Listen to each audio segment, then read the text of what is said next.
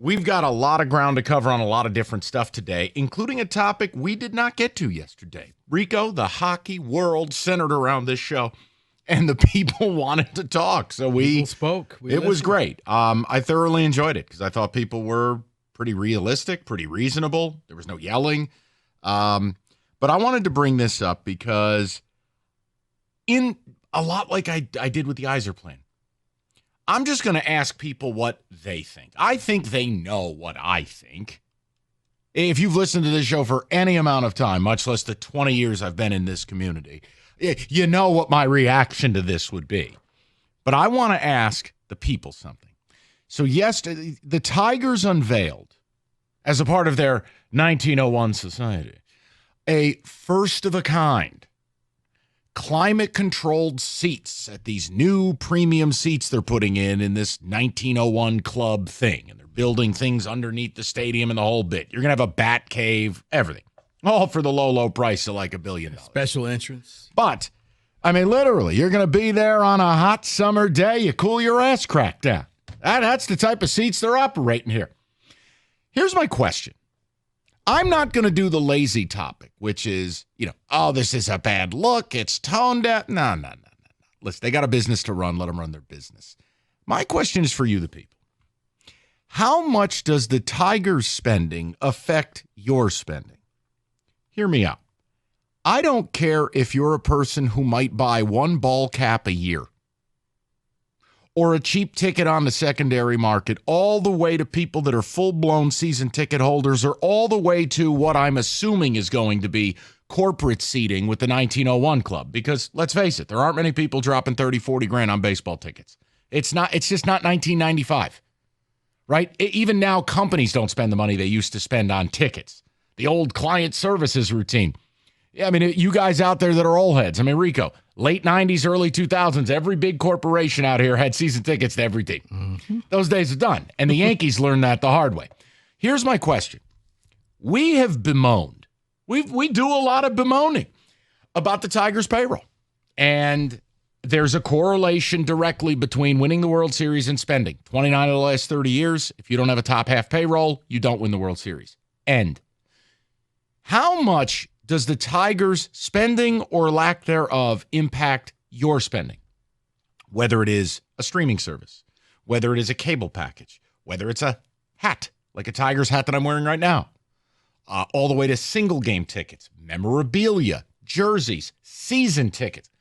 I want to know if the correlation we make, that corollary we draw between payroll and World Series championships, applies to payroll and fan interest. I'm not saying that people have to agree with what you and I say on a daily basis. You and I just believe they're not spending the way they should, period. You can call it fiscal responsibility. I call it something else. But when they unveil premium seating, that 99.999 with a bar over it of their fan base has no access to, I don't consider that spending. The scoreboard, new showers at Joker Martian Stadium. I don't care if they call the new airplane Crazy Puff 1. These are things that do nothing for us. What the only thing they can really do for fans, because I look, the ballpark's very nice. I don't have a problem with it. But it's the idea of, okay, how much does what they do or don't do with the payroll going to dictate what you do and don't do with your wallet?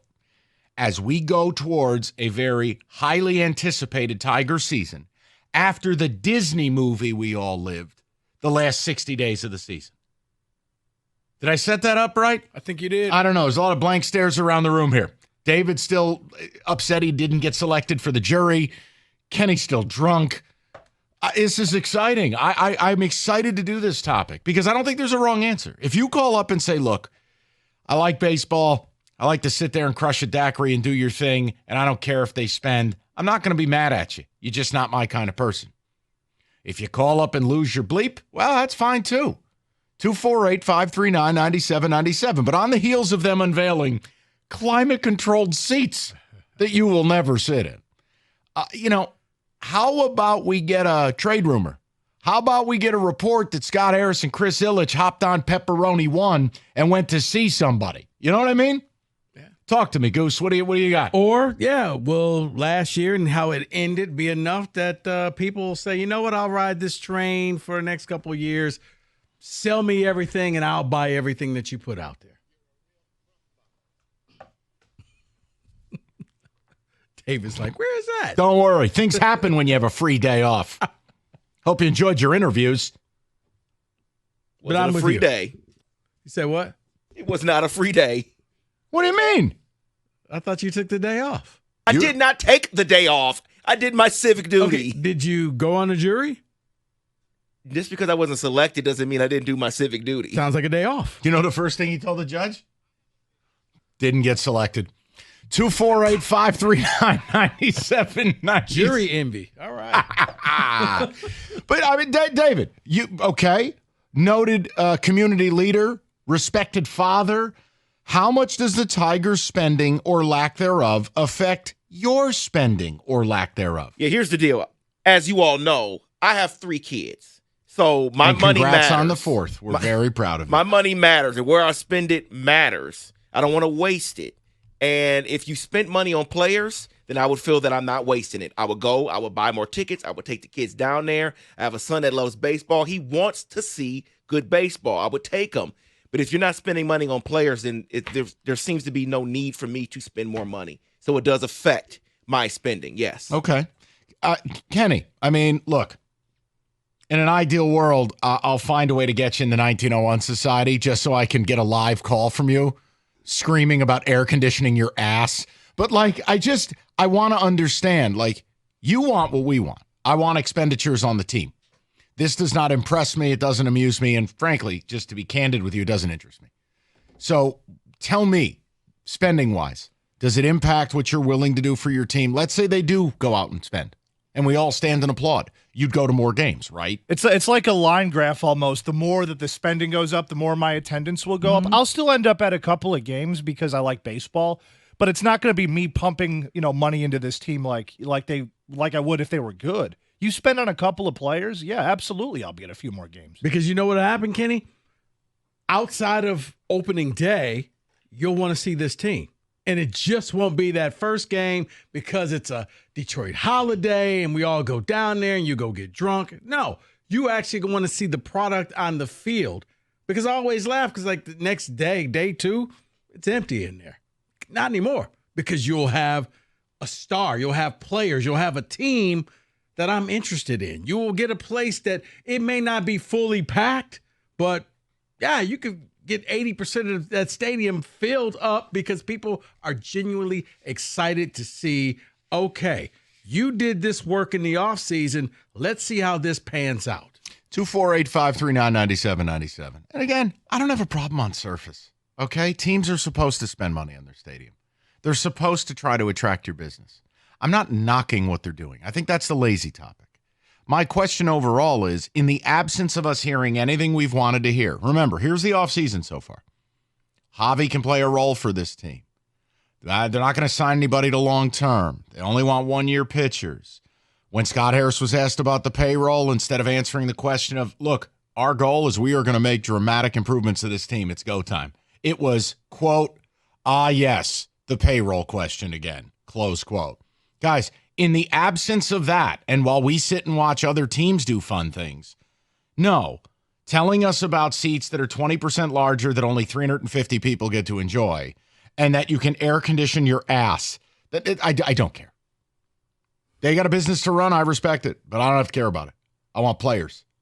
So I wanted to know where you're at with your baseball team. If they spend, will you spend? If they don't spend, are you cutting back? Where are you on this Tigers economic arc? Look, the worst nightmare for all these teams locally is what the Lions have done. I think it's the worst nightmare for Michigan and Michigan State. The Lions being the best team in the NFL, talking to you, Hans Gruber, a.k.a. Nick Wright, the Lions being the best team in the NFL has destroyed people's motivation to tolerate anything less, myself included. You got a business to run in this town, and you're not the Lions, you're eons behind. Eons. So, the bottom line is, what do you need to see from the Tigers for you to spend, much less increase your spend? Or is there no correlation?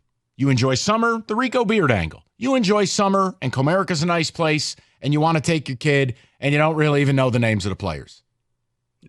And whether they win or lose, you had a good time. No, because it's more than just tickets as well. That's the thing. You win, I buy jerseys. You win, I buy memorabilia. I buy things because you're winning, and my kids are like, wow, I like that player. I want to wear his jersey. But if you don't win, none of that happens. Correct. It all has to work together. But I'm very interested because, look, the announcement first came out when the team wasn't even on television. That was a tough look. I think that came out in June of the 1901 Society and your private entrance and all this stuff. And I'm going, that's great. People can't even watch their team. Second of all, the team stinks. Now you get this, and they're showing you, the work that's being done inside the stadium. I dig it. And I think you do need to keep up with the Joneses. But if you're not going to show us spending on the field, I wondered the connection with the fan base. Remember, Rico, for a vast majority of this season, and this, there's a bit of a narrative that always bugged me. Oh, the crowds are getting larger. And it's like they really didn't until right towards the very end. Okay? So it's this idea of people, hot stove, what are we, 2 weeks away from the winter meetings. I just wonder if you're paying any attention and that if they do spend, you'll be excited about stuff and you'll be involved. And if they don't, despite making the playoffs, you'll recoil. Because I'll tell you right now, the only ticket in town people care about is Lions. And boy, do they care. I had a buddy of mine call me yesterday, sniffing around for Thanksgiving Day tickets. I laughed in his face, hung the phone up. You gotta be out of your mind. What are you kidding me? Those things were spoken for in August. I said, here's my advice to you. Go to Indianapolis. Yeah.